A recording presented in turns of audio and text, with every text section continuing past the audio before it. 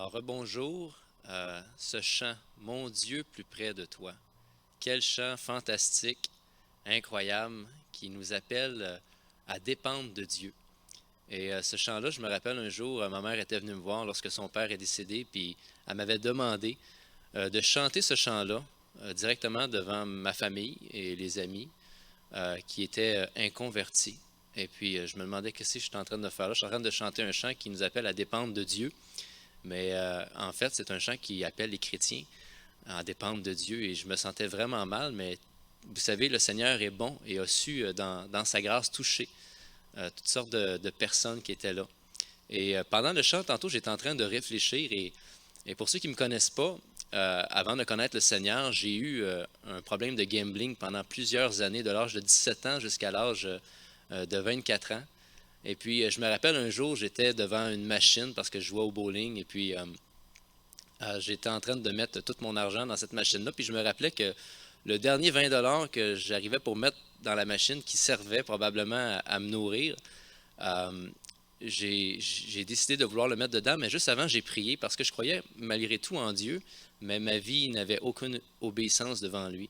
Et j'ai prié le Seigneur, puis j'ai dit, Seigneur, si tu me permets de regagner mes gains que j'ai eus, eh bien, Seigneur, je vais te remercier, puis je vais t'être reconnaissant. Et puis, j'ai introduit le 20 $ et c'était à coût de 2 piastres et demi et rendu au 8e clic, parce que je gagnais rien, eh bien, ça m'a redonné exactement la mise que j'avais.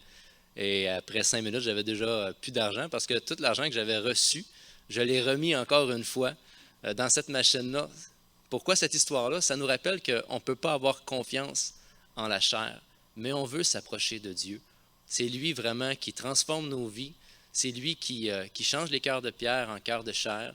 C'est celui qui fait fleurir dans le désert et c'est le Dieu de l'impossible. Alors, ne faisons pas confiance à qui nous sommes, mais faisons confiance à Dieu qui est bon en toutes choses. Et maintenant, on va passer aux offrandes. On veut juste vous rappeler euh, de donner en ligne et si vous avez des questions par rapport à ça, peut-être contacter vos églises respectives et de poser les bonnes questions pour pouvoir donner. Et sur ce, je vais prier pour l'offrande. Alors Père, nous te rendons grâce parce que chaque jour de nos vies, tu pourvois à nos besoins. Oui Seigneur, si nous avons le respire dans nos poumons, si nous avons des vêtements sur notre dos, si nous avons de l'énergie pour aller travailler, Seigneur Dieu, et tout ce que nous avons, Seigneur, de petit comme de grand, c'est toi qui nous l'accordes de l'avoir, Seigneur. Et on te rend grâce pour toutes ces choses, Seigneur. Et on te demande, Père, de faire de nous des êtres humains fidèles, Seigneur Dieu, représentant qui tu es, et de pouvoir, Seigneur Dieu, donner, Seigneur, et contribuer à ton œuvre, Seigneur Dieu. Alors, puisses-tu bénir les offrandes que les gens vont donner au nom de Jésus. Amen.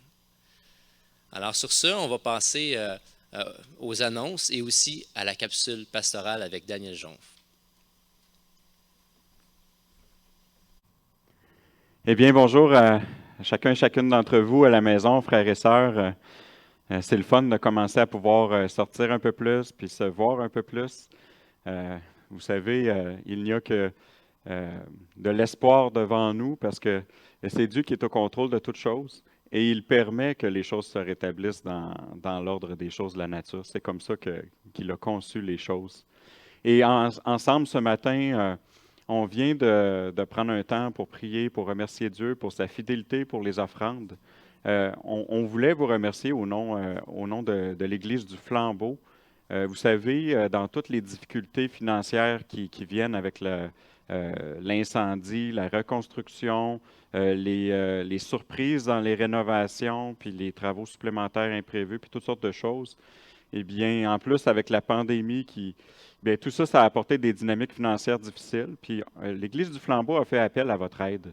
Et vous avez été nombreux à apporter des dons et aussi des prêts pour que l'Église puisse continuer à fonctionner dans ces choses-là, puis payer les factures des entrepreneurs jusqu'à ce que l'assurance revienne.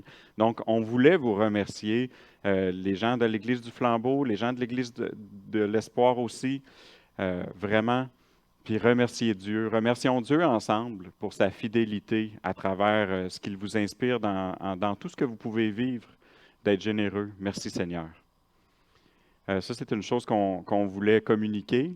Une autre chose aussi, à travers tout ce qu'on vit, vous savez, la lettre de nouvelles, c'est un outil vraiment précieux pour qu'on puisse être au courant de ce qui se passe dans la vie de nos frères et de nos sœurs. On ne peut pas se voir, on peut peut-être se téléphoner ou s'écrire des courriels ou de toute façon, communiquer de toutes sortes de façons. Mais n'oublions pas de s'inscrire à la lettre de nouvelles si vous êtes du Flambeau ou même de l'Espoir sur la page d'accueil Le Flambeau. Je pense que c'est .org, mais cherchez ça. Inscrivez votre adresse courriel. Il y a encore des gens qui ne sont pas abonnés puis qui manquent, dans un temps comme présentement, de savoir qu'est-ce qui se passe dans la vie de l'Église. Et on aimerait vraiment pouvoir être en communion les uns avec les autres. Alors encouragez-vous les uns les autres à vous tenir au courant. Et donc, là-dessus, je pense que ça fait pas mal le tour de ce qu'on voulait faire. Sauf le fait que maintenant, j'aimerais pouvoir prendre le temps de prier pour l'Église avec vous, frères et sœurs, avant la suite des choses. Donc, on peut courber les têtes, fermer les yeux à la maison. Notre Père, on veut te remercier pour l'occasion de se réunir à distance. On te remercie pour la fidélité de nos frères et de nos sœurs qui sont fidèles à leurs frères et à leurs sœurs dans cette réunion de l'Église locale. On pourrait se réunir avec toutes sortes d'autres églises qui ont des choses différentes qu'on pourrait préférer à offrir sur Internet.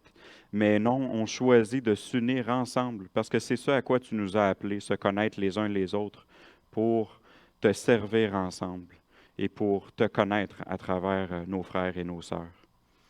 Et Seigneur, tu sais que certains et certaines d'entre nous passent par des souffrances, on a des décès, on a de la maladie, on a des gens qui sont isolés dans leur maison ou dans leur appartement et qui souffrent. Et d'une certaine façon, nous souffrons tous d'une façon ou d'une autre. D'un autre côté, toi, tu es ce Dieu rempli d'amour, ce Dieu tout-puissant, ce Dieu plein de compassion. Seigneur, nous voudrions te prier afin de remettre chacun de nos frères, chacune de nos sœurs entre tes douces et bonnes mains. Nous voudrions te demander de garder nos yeux fixés sur toi et de les relever lorsqu'ils s'épuisent dans la souffrance. Merci Seigneur de nous réchauffer par le soleil aussi de la saison qui se réchauffe. Et par le déconfinement graduel et par toutes ces choses-là. Seigneur, viens prendre soin de chacun et de chacune de nos frères et de nos sœurs. Et encourage-nous, bénis chacun et chacune. Au nom de Jésus-Christ, nous te prions. Amen. Alors, une dernière chose, avant d'appeler François pour vous apporter le message de la parole de Dieu, vous savez, il y a un peu plus d'un an, le Flambeau a connu son incendie. Et un peu avant ça, au Flambeau, l'Église parlait de donner à François et Anastasia une sabbatique de 3 mois. Et c'était annoncé, c'était prévu pour l'été passé, l'été 2019. Mais avec l'incendie, ils ont dû se priver là, pour vivre toute cette situation de crise-là. Et ensuite, l'automne, on apprenait à vivre ensemble, l'Église du Flambeau, l'Église de l'Espoir. Et là, ce printemps, grosse surprise avec la pandémie. Mais maintenant, on aimerait pouvoir bénir François avec un repos cet été. On aimerait vraiment pouvoir qu'il puisse, un peu comme Serge Caron l'a fait à l'Église de l'Espoir il y a quelques années, profiter d'un congé là, où est-ce qu'il va pouvoir se reposer, se ressourcer, avant qu'on reparte cet automne là, ensemble là, dans une nouvelle lancée par la grâce de Dieu, si Dieu le veut bien. Alors, François va vous en parler un petit peu plus de ça. Je vais l'appeler maintenant pour qu'il puisse approcher.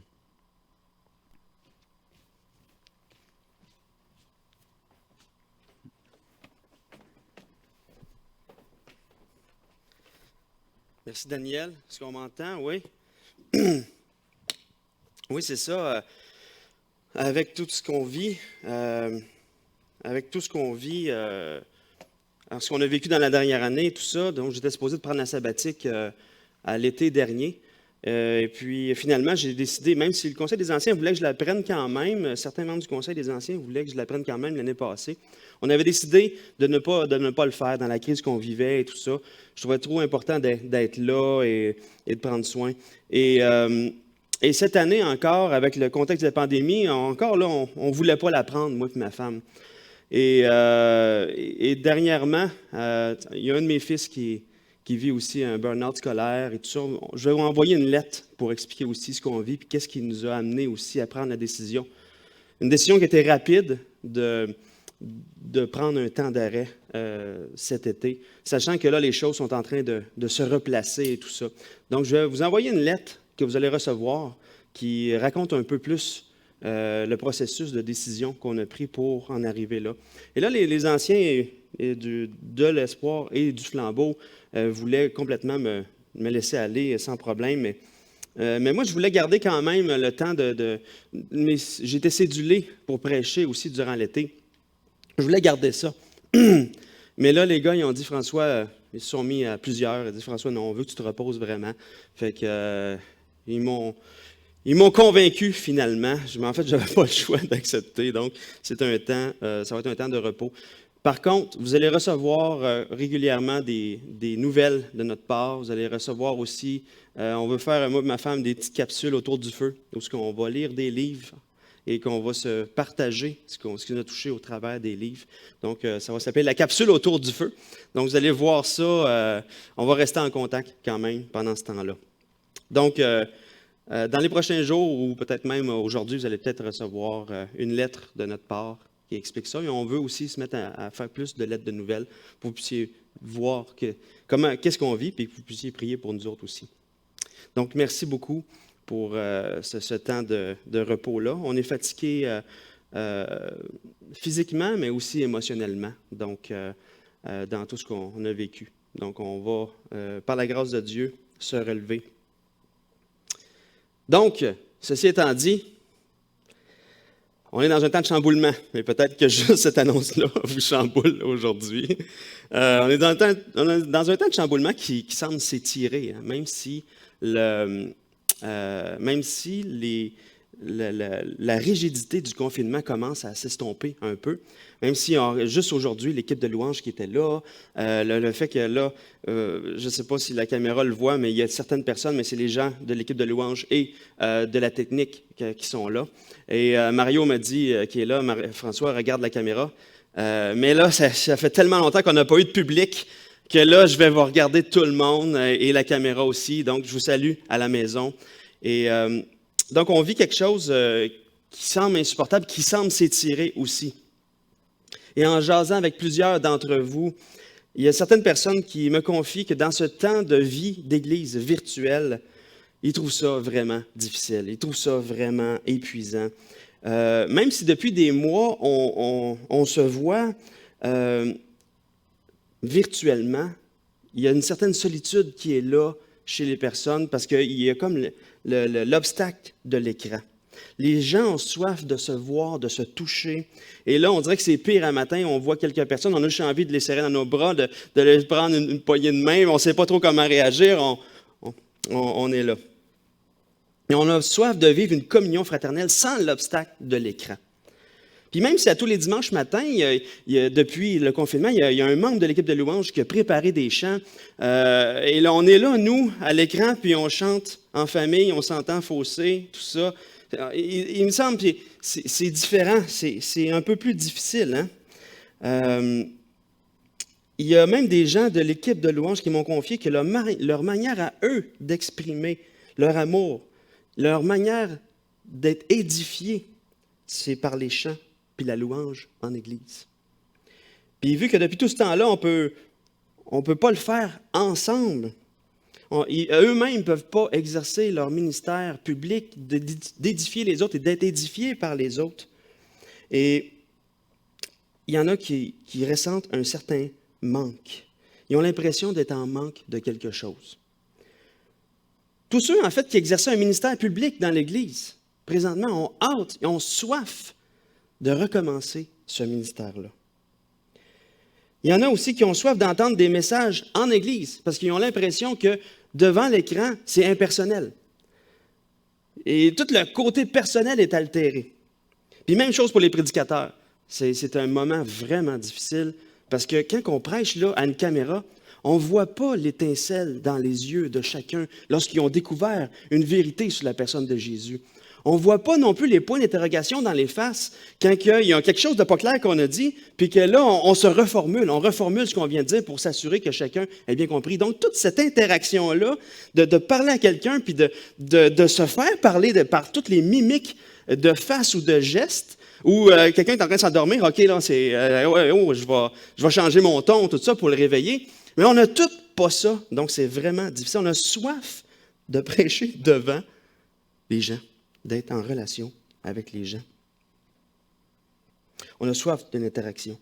Puis je suis certain que plusieurs d'entre vous ressentent au moins une ou toutes les choses que je viens d'énumérer. Puis effectivement, c'est une épreuve qu'on vit en Église. C'est une épreuve à l'échelle mondiale.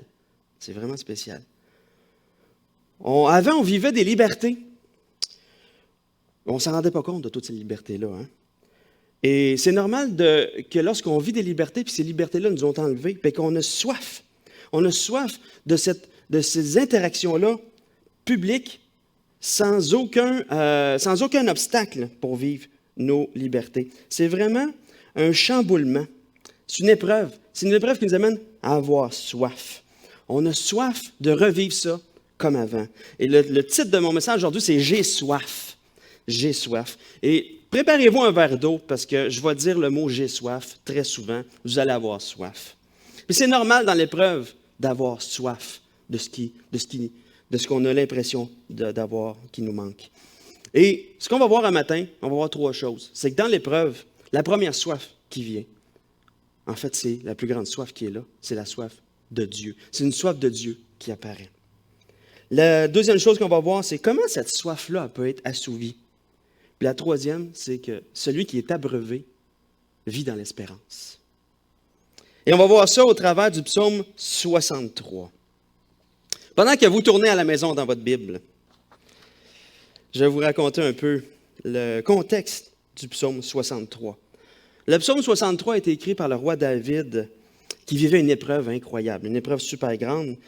C'est écrit dans le temps où ce que David fuyait son fils Absalom qui voulait le tuer finalement. Et donc David fui avec des hommes aussi dans un lieu désert, dans un lieu désertique. Donc il est forcé de quitter tout son confort, sa tranquillité, son trône pour se réfugier dans un lieu désert. En plus d'être rempli de la tristesse d'être haï et trahi par son propre fils. Donc, on va lire ce psaume-là ensemble ce matin. Psaume de David, lorsqu'il était dans le désert de Juda. Ô Dieu, tu es mon Dieu, je te cherche. Mon âme a soif de toi.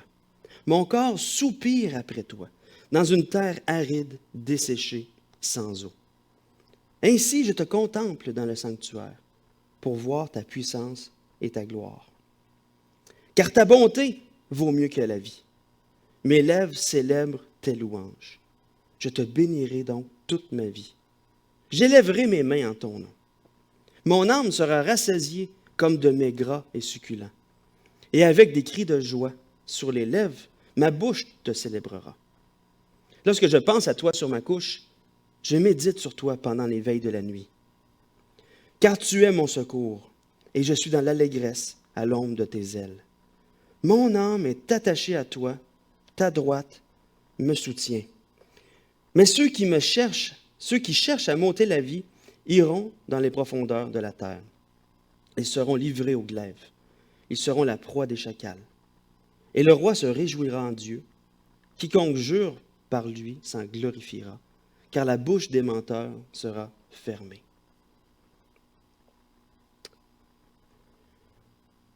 Les psaumes sont vraiment intéressants. Ils ne sont pas le produit d'un travail académique. Ce n'est pas le produit d'une recherche théologique ou quelque chose de cérébral.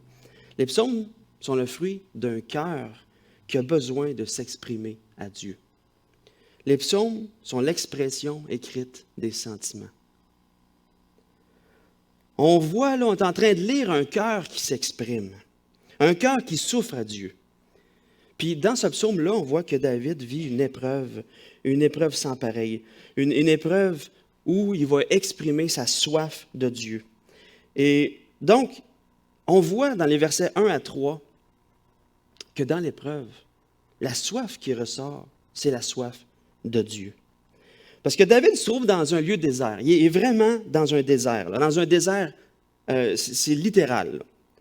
Il est dans un lieu aride, desséché, sans eau. Et là, en ce moment là, qu'il écrit ça, là, il doit ressentir une soif physique. Il doit ressentir une faim physique. Puis c'est effectivement ce qu'il doit vivre, parce que dans 2 Samuel 17, on voit la démonstration dans 2 Samuel, on voit que toute cette étape-là de la vie de David, où ce qui est poursuivi par Absalom, est décrite dans ces chapitres-là. Je pense que c'est 16, 17, 18. Et à un moment donné, à la fin du chapitre 17, on voit 3 hommes qui entendent que David, avec ses hommes, ressortent du désert, et là, se sont mis à préparer plein de nourriture, avec toutes sortes de breuvages et tout ça, parce qu'ils disent à la fin du verset 29, « Ce peuple a dû souffrir de la faim, de la fatigue et de la soif dans le désert. » Donc, ce que David est en train d'écrire, c'est littéral, il a vraiment soif. Là. Il a soif, il est vraiment dans ce lieu aride-là. Donc, il y a une soif physique. Et je ne sais pas si vous avez déjà vécu une soif physique, une vraie soif. Et moi, ça m'est déjà arrivé, peut-être pas au point où ce que David a vécu, mais à un moment donné, je travaillais dans les champs quand j'étais agriculteur, mais j'étais à 20 minutes de marche. Et là, j'étais dans l'après-midi, et vers 3 heures, je me suis dit, hey, je commence à avoir soif, là. Tellement soif que je commence à avoir un mal de tête. Et là, je regarde dans mon petit bagage que j'avais amené, j'avais oublié d'amener de l'eau. Et là, je me suis dit, hey, j'étais à 20 minutes de marche de l'entrepôt à machinerie, où ce que mon eau est là, où je l'ai oublié là. Puis là, il était rendu 3 heures, je finissais à 5 heures. Je ne voulais pas prendre 20 minutes de marche pour y aller, 20 minutes de marche pour revenir. Il me semble que mon patron ne va pas subir mon étourderie d'avoir oublié mon eau.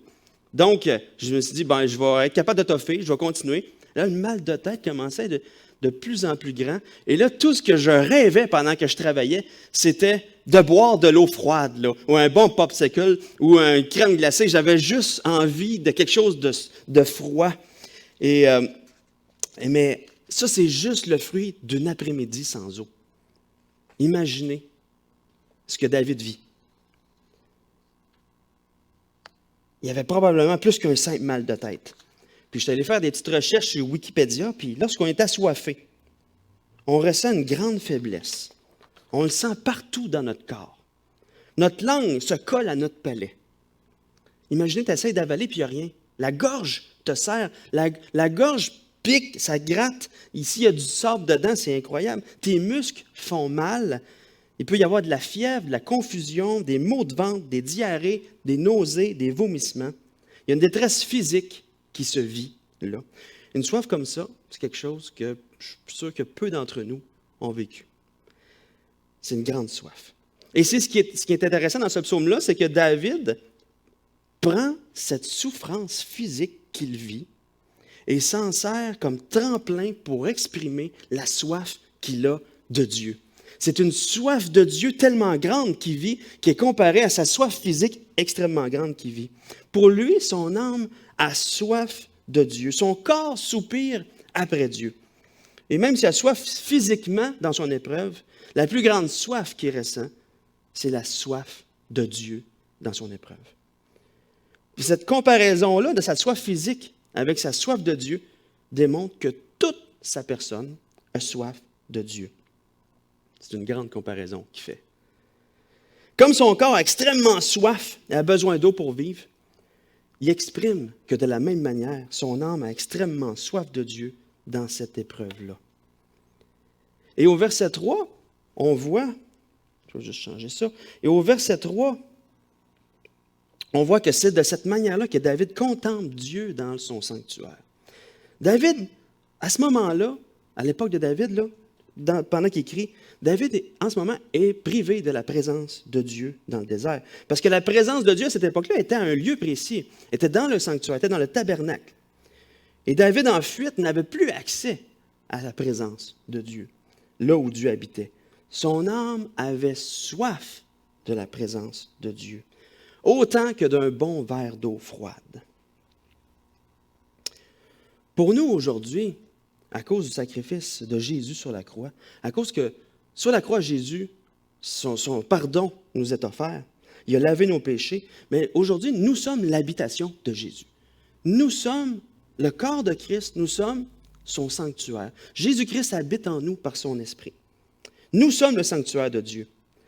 Et vu qu'en nous sauvant, Dieu nous a unis à la mort de Jésus sur la croix et aussi à sa résurrection d'entre les morts, on a maintenant une nouvelle vie en nous. C'est ce que nous sommes. C'est une nouvelle vie qui est unie à Jésus. Et on est toujours dans la présence de Dieu. On est toujours dans sa présence. Peu importe où ce qu'on va, peu importe l'épreuve qu'on vit, nous sommes dans la présence de Dieu. Ce qu'on vit, là, ce que David vivait, ce n'est pas ce que nous, on vit de la même manière. On est toujours dans sa présence. Mais là, peut-être que vous dites en ce moment, bien là, si je suis toujours dans la présence de Dieu, pourquoi j'ai soif de quoi que ce soit? Pourquoi en ce moment, je vis une tristesse de pas qu'on ne puisse pas se rencontrer? Pourquoi depuis le confinement, j'ai soif d'adorer Dieu ensemble? J'ai soif d'entendre mes frères et sœurs chanter. Pourquoi j'ai cette soif-là? Il semble que, vu que je suis toujours dans la présence de Dieu, je ne devrais jamais ressentir cette soif-là, ni aucune autre soif. Eh bien, détrompez-vous. Cette soif qu'on vit, c'est une bonne nouvelle. C'est une bonne nouvelle de ressentir cette soif-là. C'est une bonne nouvelle parce que ce n'est pas une soif qui est naturelle. C'est une soif qui est surnaturelle. Parce qu'il y a deux types de soif qu'on a, de soif spirituelle. Il y a la soif de Dieu, la première, la soif de Dieu pour le salut. La soif de Dieu pour le salut en Jésus-Christ. Cette soif-là, là, ça c'est avant que nous soyons un enfant de Dieu. Lorsque le Saint-Esprit nous a révélé, qui nous a convaincus de péché, de justice et de jugement. Le Saint-Esprit là, nous a convaincus un jour là, que hey, je suis un pécheur. Il nous a convaincus de péché, qu'il y a une justice. Oh non, je vais faire face à la justice. Je suis injuste devant Dieu. Et il nous a convaincus de jugement. Oh non, le seul moyen pour moi, ce qui m'attend, c'est je vais avoir le jugement de Dieu et je vais subir la condamnation de Dieu. C'est le Saint-Esprit qui nous montre ça. Et lorsque le Saint-Esprit nous montre ça, il nous donne une soif de justice, une soif d'être justifié. Cette soif-là de ne plus être passible de condamnation, cette soif-là d'être libéré de cette épée-là qui pend au-dessus de notre tête. Et là, la personne a deux choix, deux manières de réagir. Souvent, les gens, ce qu'ils vont faire, c'est hey, « je vais essayer de me sauver moi-même. Je vais être la meilleure personne du monde. Je vais tomber dans telle ou telle religion, tout ça, mais puis m'y mettre à fond. Et là, je vais arriver devant Dieu puis je vais dire, regarde tout ce que j'ai fait. Ne suis-je pas juste à tes yeux? » Mais malheureusement, il n'y a rien de ce qu'on peut faire qui peut nous justifier nous-mêmes devant Dieu. Et en plus, cette soif-là va te suivre toute ta vie. La soif d'être justifié va te suivre toute ta vie.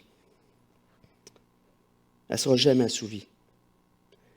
Cette soif-là, pour être justifiée, cette soif d'être justifiée, la seule manière qu'elle soit assouvie, c'est par la foi dans le sacrifice de Jésus-Christ sur la croix. Sur la croix, Jésus a accompli la justice de Dieu en subissant le jugement de Dieu à notre place. Lui qui n'a pas péché, c'est ça qui est écrit dans 2 Corinthiens 5, 21.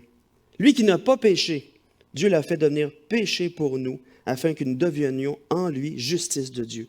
Et Jésus dit dans Matthieu 5, verset 6, dans les Béatitudes, « Heureux ceux qui ont faim et soif de la justice, car ils seront rassasiés. » Ceux qui ont faim et soif de la justice se rendent compte qu'ils ne sont pas justifiés, qu'ils ont besoin d'être justifiés. Et ils peuvent se tourner vers Jésus et ils vont être rassasiés de cette soif de justice. Parce que la justice de Jésus peut être imputée, peut être portée au compte de celui qui se tourne par la foi vers Jésus. Et si tu entends ce message-là aujourd'hui, que tu n'as pas encore l'assurance que tes péchés sont pardonnés et que tu as encore cette soif d'être justifié, cette soif de justice, sache que c'est seulement Jésus qui peut te justifier. Jésus sur la croix, il a payé la dette de tous tes péchés. Puis il t'offre aujourd'hui le pardon de tes péchés.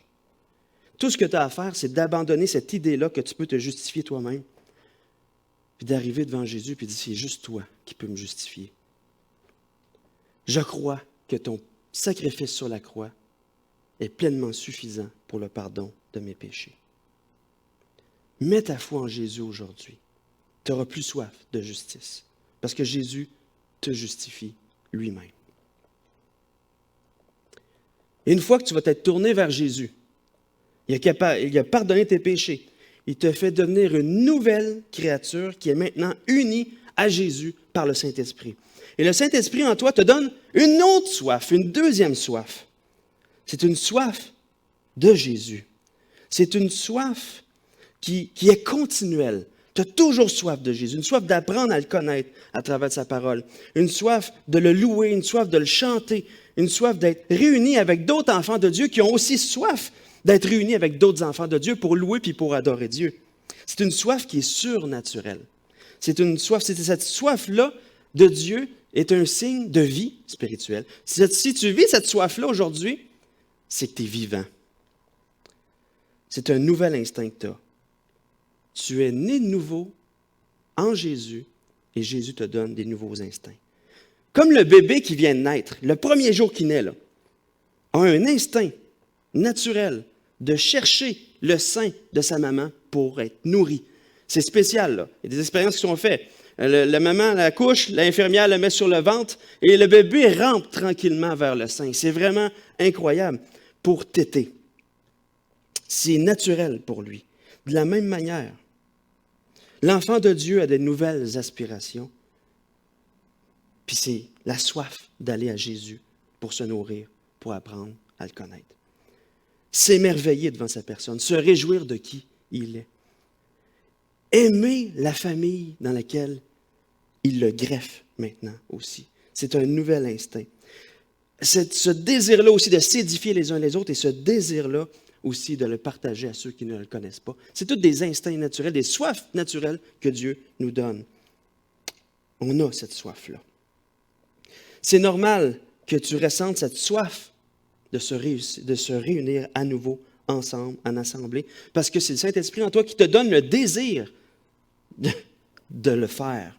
C'est normal que tu aies soif de chanter en assemblée, parce que c'est le Saint-Esprit en toi qui te donne le désir, non seulement de louer Dieu et de d'exprimer ta reconnaissance pour son si grand salut, de louer sa personne dans tout ce qu'il est, mais aussi la soif d'entendre la parole de Dieu chanter des autres. Ça nous édifie les uns les autres. Et si tu vis un deuil en ce moment, tu as certainement soif de la consolation de Jésus, cette soif d'être consolé par Jésus au travers aussi de tes frères et sœurs, par les prières que tu entends d'eux pour toi, par des versets d'encouragement que chacun peut te donner, par le fait aussi de les voir pleurer avec toi, de te faire serrer dans leurs bras parce que tu vis le deuil. Même si le Consolateur vit en nous, il nous donne la soif constante de nous tourner vers lui pour être consolés. Et tout ça, c'est une bonne soif qui est légitime. Depuis le confinement, tu vis une soif de Dieu? Tu vis une soif d'être avec tes frères et sœurs? Bien, réjouis-toi! C'est un signe que tu es vivant en Jésus-Christ. Réjouis-toi! Pour nous, on est séparés juste pour un temps seulement. Pas à cause de la persécution, à cause d'une maladie, à cause de règles de sécurité. Mais imaginez nos frères et sœurs en Christ qui sont en Chine, qui, eux, c'est à cause de la persécution, qui ne peuvent pas se réunir, qui, eux, sont privés de la présence de la parole de Dieu, qui, eux, ont une soif constante de se réunir, une soif constante de chercher des moyens de dévier tout ce qui est mis en place pour les empêcher d'avoir la parole de Dieu. Ils sont vivants en Christ. Puis la soif les amène à agir. Quand Dieu travaille spécialement dans notre vie, le résultat est une soif de Dieu qui s'active.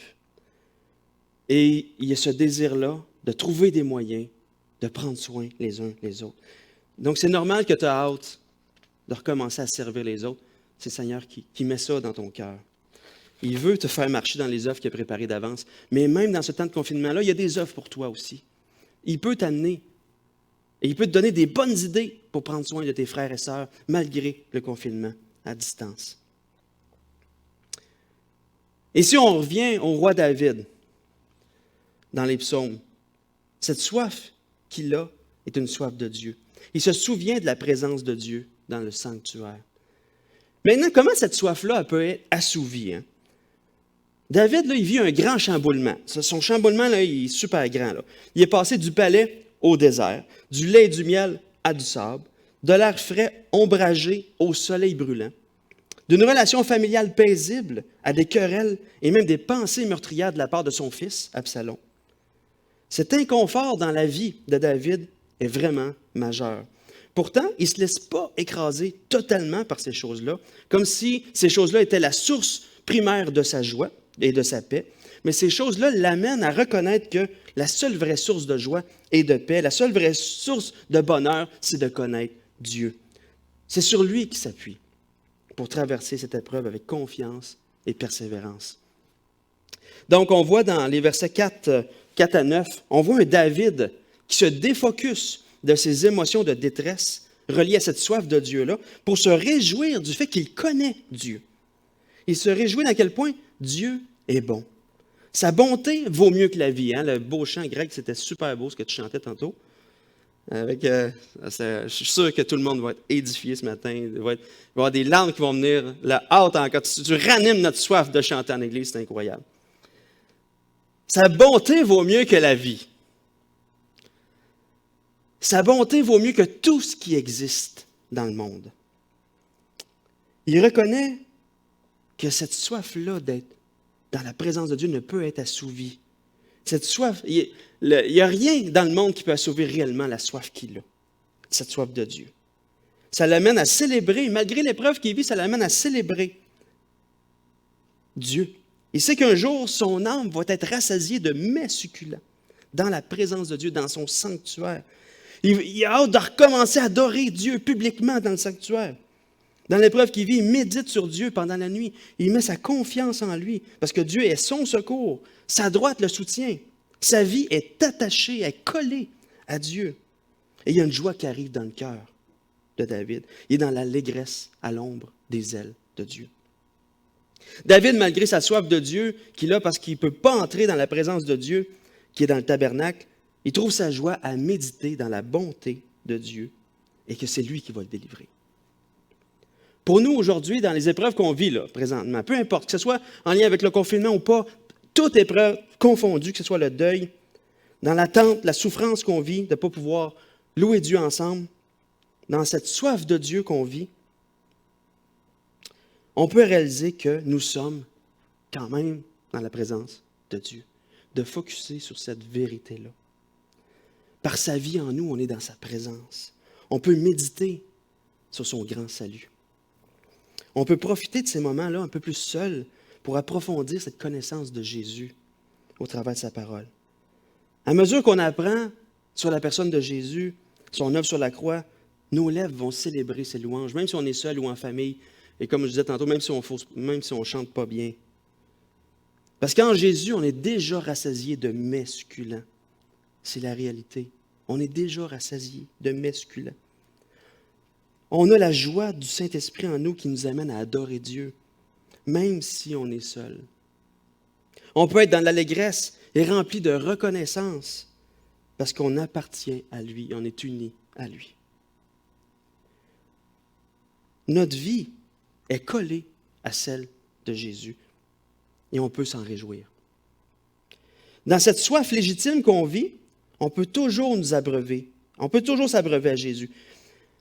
Mais il y a parfois des gens dans l'Église qui, présentement, au lieu de s'abreuver à Jésus dans cette soif-là, vont décider plutôt de s'abreuver à toutes sortes de choses dans le monde, à essayer d'assouvir le désir, cette soif qu'on a, mais ils vont se tourner plutôt vers les projets personnels, les loisirs, ou toutes sortes de choses que le monde peut apporter. Et peut-être que ce matin, tu te dis que tout ce que je viens de dire, là, toi, non, moi, je n'ai pas soif de rien. Non, je ne ressens pas cette soif-là. Je ne sais pas de quoi tu parles, François. Peut-être que tu ne ressens même pas cette soif-là d'être ensemble ou quoi que ce soit. Peut-être que tu ne ressens pas non plus une soif de connaître Jésus plus. bien, fais juste penser à quoi tu mets ton bonheur présentement. En quoi tu mets ton bonheur? Ça peut être toutes sortes de choses.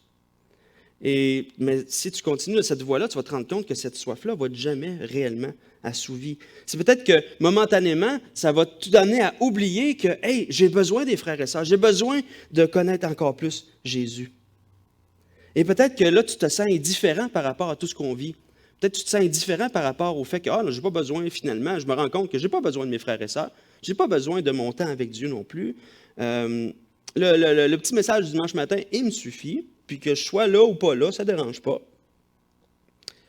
Bien, je te donne un défi. Si tu ne ressens pas la soif de Dieu et d'apprendre à le connaître, ou bien si tu te sens déconnecté présentement, le défi est simple.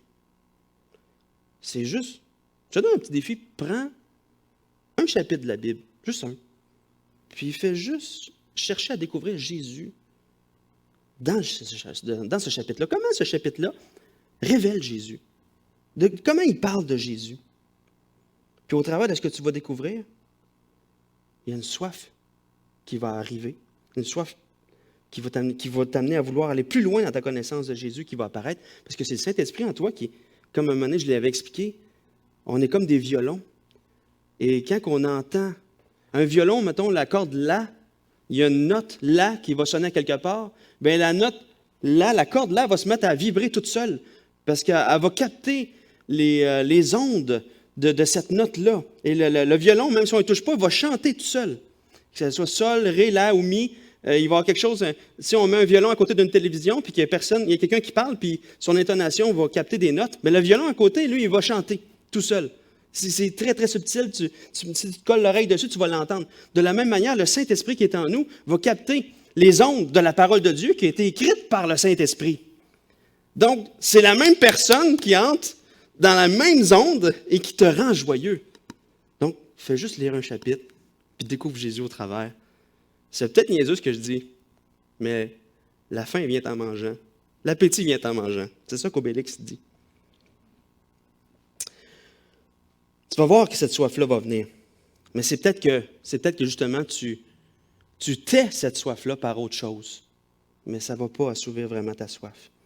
Mais dans toute cette épreuve-là, même si notre soif de nous voir, même si notre soif d'exercer notre ministère dans l'Église, notre soif de chanter ensemble, ça démontre. Tout ça peut être vraiment un sujet de joie parce que ça démontre qu'on est des enfants de Dieu. Qui Dieu en nous donne une soif pour lui constante et une soif pour nos frères et sœurs constante aussi. Et c'est ça que le Saint-Esprit nous amène, à aimer Dieu et à aimer nos frères et sœurs. On peut être dans l'épreuve, mais on peut la regarder comme un sujet de joie. Puis en attendant de pouvoir nous voir, on peut continuer à vivre l'Église d'une manière différente, en essayant, en s'appelant, en prenant soin les uns les autres, en faisant des fois les premiers pas. Prions pour ceux qui sont en deuil, qui sont malades. Vivons l'Église, même si on n'est pas ensemble. Dans les faits, à cause qu'on est en Jésus, nous sommes déjà abreuvés, mais des abreuvés assoiffés de connaître encore plus Jésus et de connaître encore plus nos frères et sœurs. Mais étant abreuvés en Jésus, on est quand même dans l'épreuve. Comment passer au travers de cette épreuve-là? Bien, on peut vivre dans l'espérance que ce grand Dieu, dans lequel nous faisons confiance, va nous libérer complètement de l'épreuve. Et on voit que c'est ce que David fait dans les versets 10 à 12. Dans l'épreuve, l'abreuvé vit dans l'espérance. Et dans l'épreuve, David, il met son espoir dans le fait que Dieu va le délivrer. Dieu va lui faire justice. Et il va se réjouir de voir la justice de Dieu accomplie. Et pour nous, on peut vivre dans l'espérance qu'un jour, toute cette situation-là de restriction va être terminée. On peut déjà se réjouir de voir déjà un peu, comme je disais tantôt, l'équipe de louanges qui est là et tout ça. Donc, il y a des choses qui s'assouplissent de plus en plus. Mais surtout, on peut vivre dans l'espérance constante, constamment, qu'un jour, il n'y aura plus aucune restriction de relation les uns avec les autres. Notre communion, les uns avec les autres, va être parfaite. Il n'y aura plus de tentation, de découragement qui va nous détourner les regards de notre Seigneur et Sauveur Jésus-Christ, parce qu'on va être physiquement ensemble dans sa présence au ciel où il n'y aura plus aucun vestige de péché. Il n'y aura plus de mort, il n'y aura plus de deuil, il n'y aura plus de confinement. Et en ce moment-là, toutes les épreuves que nous pouvons vivre, bien, nous pouvons les vivre dans cette soif-là, qu'on va vivre ça un jour complètement, parfaitement. Et là, présentement, dans notre vie, on vit, peu importe là, qu'on soit dans le confinement ou pas, on vit notre relation avec Dieu avec cette soif-là, cette soif qui nous attend au ciel, cette soif d'être réunis ensemble physiquement avec notre Seigneur Jésus-Christ. Et en attendant, présentement, soyons patients. Réjouissons-nous de ressentir cette soif-là qui vient du Saint-Esprit en nous. Méditons sur tout ce qu'on a en Jésus au lieu de ressasser le fait qu'il nous manque des libertés. Vivons dans l'espérance qu'un jour, nous serons complètement libérés de tout ce qui nous attriste dans ce monde, à cause que Jésus nous prépare une place au ciel. Et je vous laisse avec ce verset-là, Jean 14, 3. « Et lorsque je m'en serai allé et que je vous aurai préparé une place, je reviendrai, je vous prendrai avec moi, afin que là où je suis, vous soyez aussi. » Celui qui est abreuvé de Jésus-Christ vit dans l'espérance. Et c'est notre espérance. Et c'est la réalité de ce qui nous attend. Prions. Seigneur Jésus, merci. Merci pour ce psaume qui nous démontre que toute la soif qu'on peut vivre, c'est une soif de toi. Seigneur, amène-nous à nous réjouir de ce qu'on est vivant en toi, de ce que tu vis en nous, de ce qu'on est en toi, de ce qu'on dépend de toi constamment. Seigneur, viens consoler ceux qui sont tristes. Seigneur, amène-nous à grandir dans cette connaissance de ta personne constamment et grandir dans l'amour les uns pour les autres, Seigneur. Merci pour ce que tu fais. Prends soin de chacune des personnes de l'Église, Seigneur.